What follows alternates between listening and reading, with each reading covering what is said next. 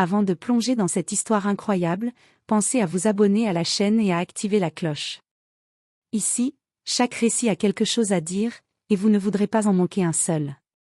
Clara Thompson ajusta son tablier, fatiguée mais satisfaite après le service du matin au Sunnyside Diner, un petit restaurant familial au cœur de Chicago.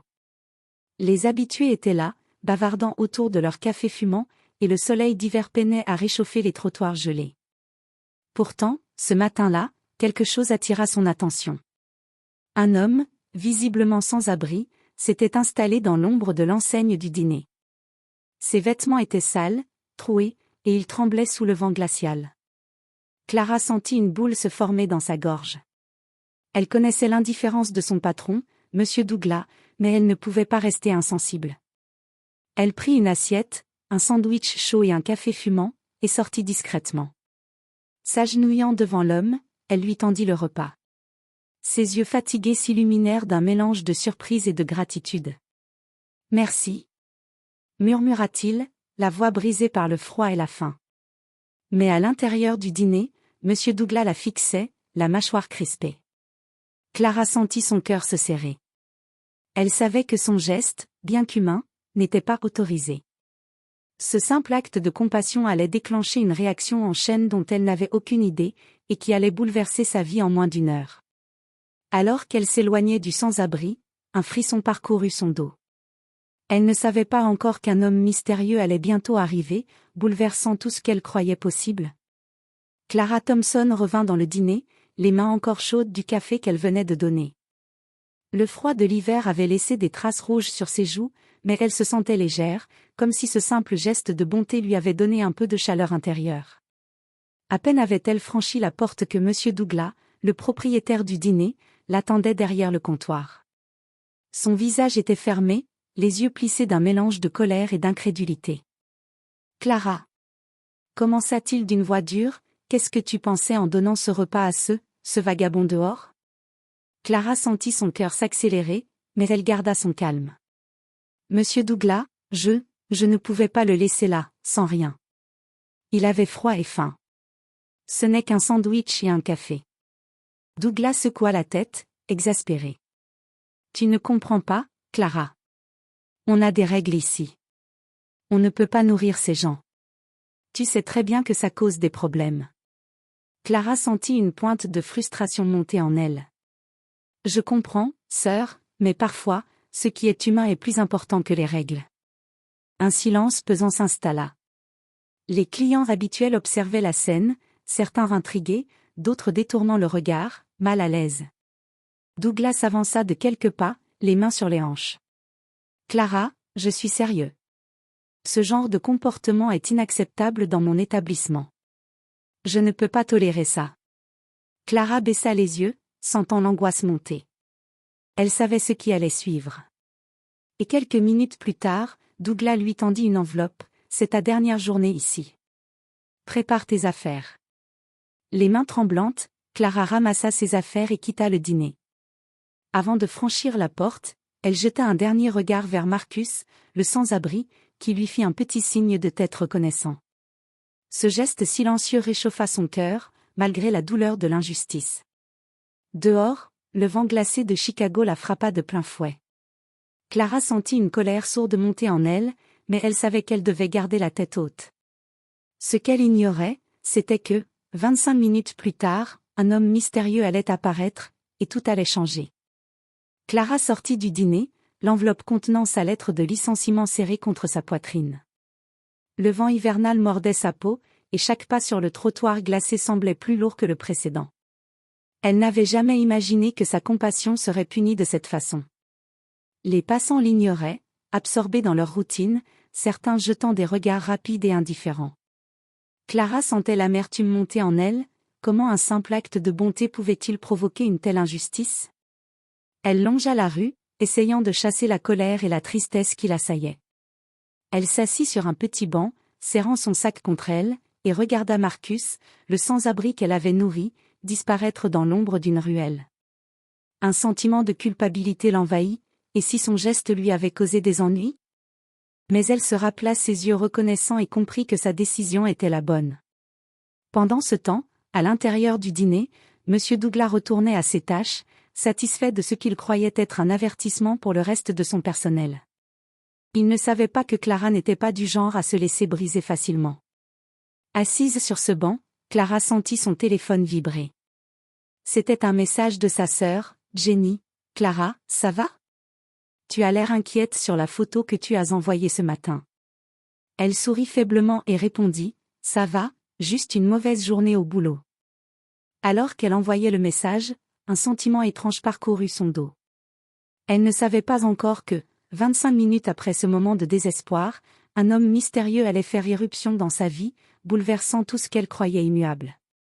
Clara se leva, prit une profonde inspiration et commença à marcher, inconsciente que son destin était sur le point de changer de manière spectaculaire. 25 minutes s'étaient écoulées depuis que Clara avait quitté le dîner, le cœur lourd et les pensées embrouillées. Elle marchait lentement le long de la rue principale de Chicago, essayant de se réchauffer sous son manteau trop fin pour l'hiver rigoureux.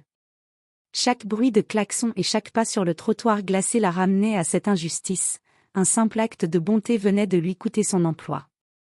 Soudain, une limousine noire se gara juste devant elle. Le moteur ronronnait doucement, et Clara leva les yeux, surprise. La porte arrière s'ouvrit et un homme en costume sombre descendit avec une élégance naturelle. Il avait l'allure d'un homme d'affaires puissant, costume parfaitement ajusté, montre en or discrète, et un regard assuré mais chaleureux. Il s'avança vers Clara avec confiance, mais sans aucune arrogance. « Clara Thompson » demanda-t-il d'une voix posée. Clara s'arrêta net, la surprise se lisant sur son visage. « Oui, c'est moi. » Sa voix tremblait légèrement, mélange d'étonnement et d'appréhension. L'homme lui tendit la main avec un sourire rassurant. « Je m'appelle Jonathan Reynolds. Je sais ce qui s'est passé au dîner, et je dois dire que votre geste était admirable. » Clara cligna des yeux, incrédule. « Comment savez-vous » murmura-t-elle, incapable de cacher sa surprise. Jonathan sortit une carte de visite de sa poche et la lui tendit. « Je suis propriétaire de plusieurs restaurants à travers la ville et je m'intéresse aux personnes qui font preuve de vraie compassion. Votre humanité et votre courage méritent d'être reconnus. » Clara sentit son cœur s'accélérer. Elle n'avait jamais imaginé que quelqu'un remarquerait un simple geste de gentillesse. Mais une partie d'elle restait méfiante. « Pourquoi moi » demanda-t-elle, la voix pleine d'hésitation. Jonathan sourit légèrement. « Parce que ce que vous avez fait montre que vous êtes différente. Vous avez mis les règles de côté pour faire ce qui est juste, et c'est exactement le type de personne que je cherche pour un projet très important. » Clara sentit un mélange de curiosité et d'incrédulité. Son monde venait de basculer en quelques minutes, d'une journée sombre, pleine de pertes et de frustration, elle passait à l'aube d'une possibilité qui pourrait tout changer. Jonathan l'invita à monter dans la limousine. « Venez avec moi, Clara. Parlons de ce que nous pouvons construire ensemble. » Clara hésita un instant, regarda une dernière fois le dîner derrière elle, et accepta finalement. Elle ignorait que ce choix allait transformer sa vie et celle de nombreuses autres personnes autour d'elle. La limousine roulait silencieusement dans les rues glaciales de Chicago, et Clara restait assise, la carte de visite de Jonathan serrée dans sa main. Son esprit tournait à 1000 à l'heure. Était-ce réel? Un inconnu, riche et influent, venait de lui offrir une chance, simplement parce qu'elle avait fait preuve de bonté? Jonathan, assis en face d'elle, brisa le silence avec douceur. « Clara, je ne vais pas tourner autour du pot. Je dirige un projet visant à créer un réseau de dîners inclusifs, où chaque personne est respectée et accueillie, peu importe sa situation. Nous voulons faire plus que servir des repas, nous voulons donner de l'espoir et aider ceux qui en ont besoin. » Clara écarquilla les yeux. Elle sentait l'émotion la submerger. « Vous voulez m'embaucher? Pour aider à gérer ce projet? » Jonathan hocha la tête. « Exactement. Mais pas seulement pour gérer. Je veux des personnes capables de compassion authentique, de courage et d'humanité.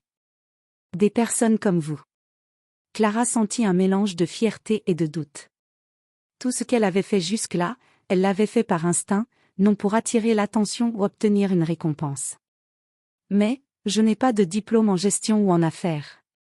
Je suis juste une serveuse. » Jonathan sourit, comme s'il s'attendait à cette objection. Parfois, les qualités humaines valent plus que n'importe quel diplôme. Vous savez ce que signifie réellement aider quelqu'un, et c'est exactement ce que nous recherchons. Clara prit une profonde inspiration, sentant la tension se relâcher un peu. Pour la première fois depuis des heures, elle sentit un véritable espoir. Et Marcus, le sans-abri, demanda-t-elle. Jonathan hocha la tête. Nous avons des programmes pour aider les personnes comme lui à retrouver stabilité et dignité. Je pense que vous pourriez jouer un rôle central dans ce projet. Clara sentit une chaleur se répandre dans sa poitrine. Son simple acte de bonté n'avait pas seulement été remarqué, il venait de devenir le catalyseur d'une chance incroyable. Elle regarda Jonathan, les yeux brillants. « D'accord, je veux essayer. » Jonathan sourit largement. « Bienvenue à bord, Clara. Vous n'allez pas seulement changer votre vie, vous allez changer celle de beaucoup d'autres. » À cet instant, Clara comprit que son licenciement, bien que douloureux et humiliant, avait été le tremplin vers quelque chose de bien plus grand. Et elle était prête à saisir cette chance, avec toute sa détermination et son cœur ouvert. Les jours qui suivirent furent un tourbillon pour Clara. Elle avait accepté l'offre de Jonathan et se retrouvait désormais dans un bureau moderne, lumineux et chaleureux, loin de l'atmosphère glaciale du dîner et de la dureté de M. Douglas. Les murs étaient décorés de photos de dîners animés, de bénévoles souriants et de personnes aidées grâce au projet. Jonathan l'accompagna dans les différentes sections de son entreprise philanthropique. Il lui présenta son équipe, des gestionnaires, des chefs, des conseillers sociaux, tous impressionnés par le courage et la gentillesse de Clara. Nous voulons que vous supervisiez le développement de nos dîners inclusifs, et que vous travailliez directement avec les personnes que nous aidons, expliqua Jonathan. Clara écoutait attentivement, prenant des notes mentales.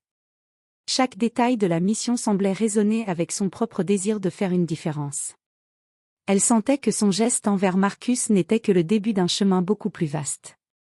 Le jour même, elle eut l'occasion de revoir Marcus. Il avait été accueilli par l'un des programmes de réinsertion du projet et était désormais inscrit à un atelier de formation professionnelle. Clara sentit une émotion intense monter en elle. « Marcus, regarde-toi » dit-elle, un sourire chaleureux aux lèvres. Marcus, assis sur un banc à l'intérieur du centre, leva les yeux et sourit à Clara. « Je ne sais pas comment vous remercier. » murmura-t-il. Clara posa une main sur son épaule. « Continue seulement à croire en toi, Marcus. C'est toi qui fais tout le travail. Moi, je suis juste là pour t'aider à avancer. » Alors qu'elle quittait le centre, son téléphone vibra. C'était un message de M. Douglas. « Vous allez regretter ce que vous avez fait. » Clara sourit, cette fois sans amertume. La menace ne lui faisait plus peur. Elle avait trouvé sa vraie voie, un espace où la compassion et l'action positive étaient récompensées, et non punies. Ce premier jour marqua le début d'une nouvelle vie pour Clara. Elle comprit que parfois, un acte de gentillesse, même puni à court terme, pouvait ouvrir la porte à des opportunités que personne n'aurait pu imaginer. Clara avait désormais trouvé sa place au sein du projet de Jonathan, mais la réalité de ses nouvelles responsabilités se révélait plus complexe qu'elle ne l'avait imaginé.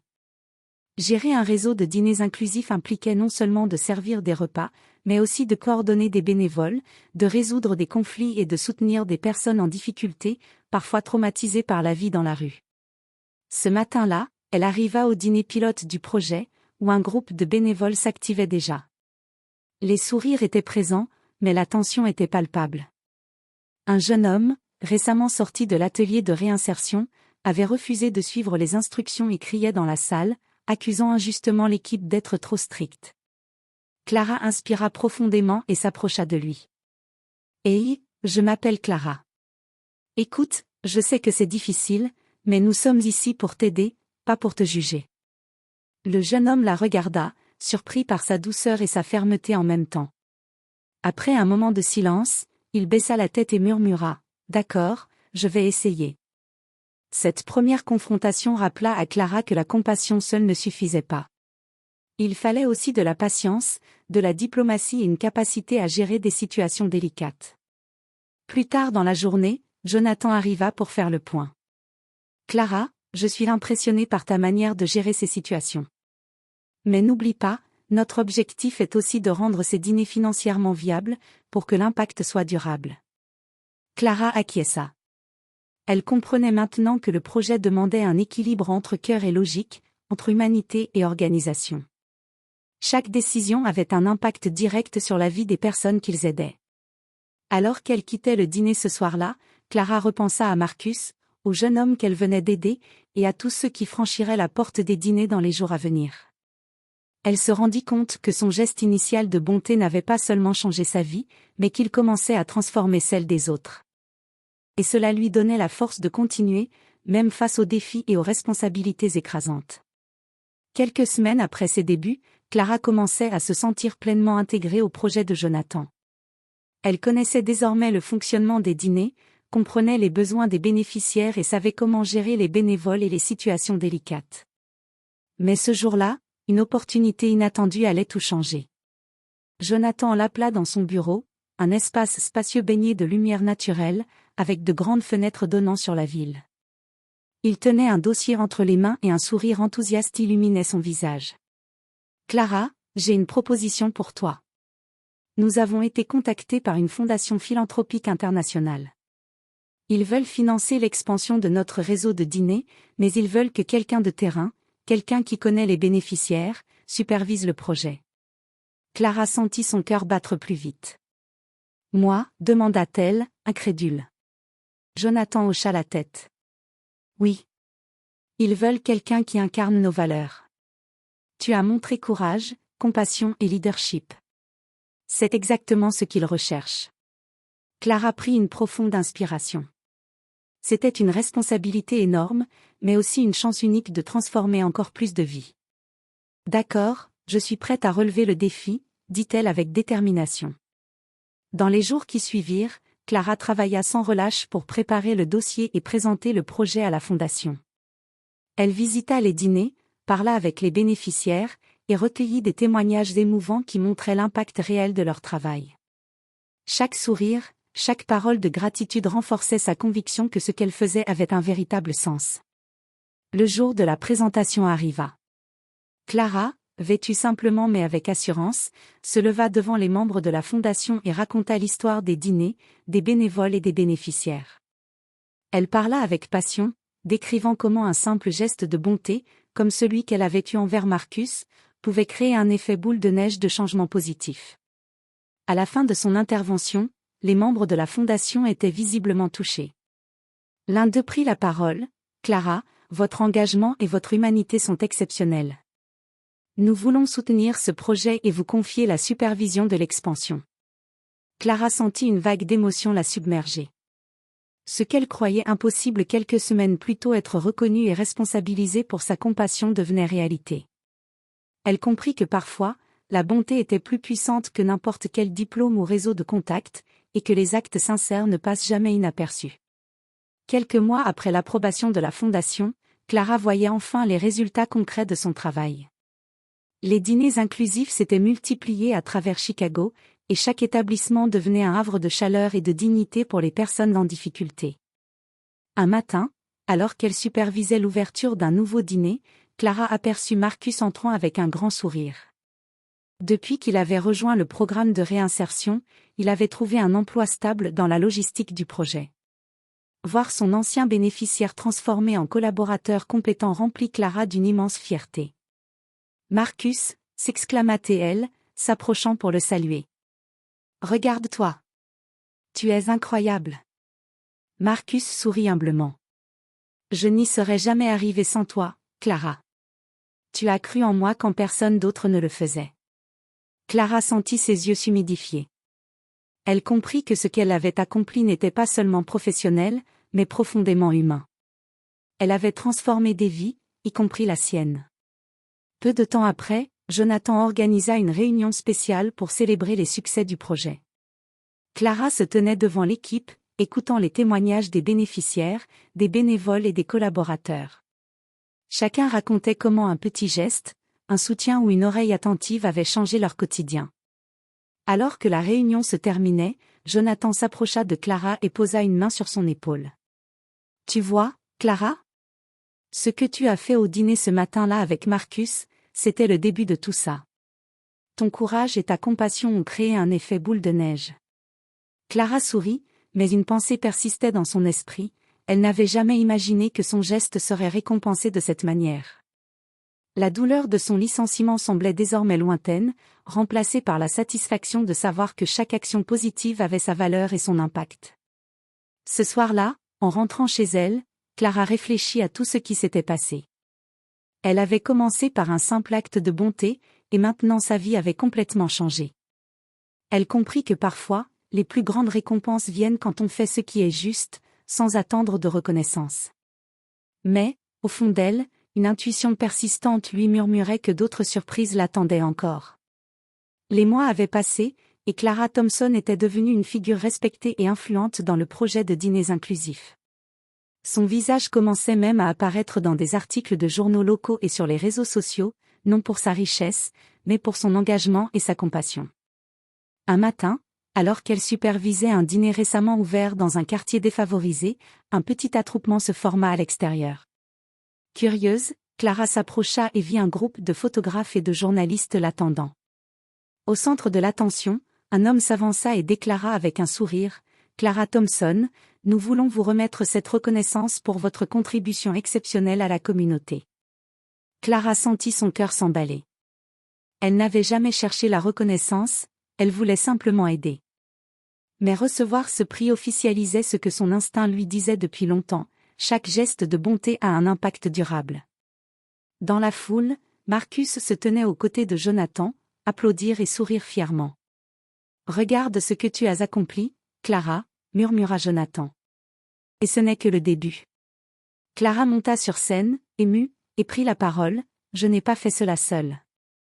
Chaque bénévole, chaque membre de l'équipe et chaque personne que nous aidons contribue à ce que nous faisons. Et rappelez-vous, un petit geste de bonté peut transformer une vie, ou même une communauté entière. » Les applaudissements résonnèrent longtemps, et Clara sentit une chaleur dans sa poitrine. Elle pensa à M. Douglas et à l'injustice de son licenciement. Mais cette pensée n'était plus empreinte de colère, elle était teintée de sérénité.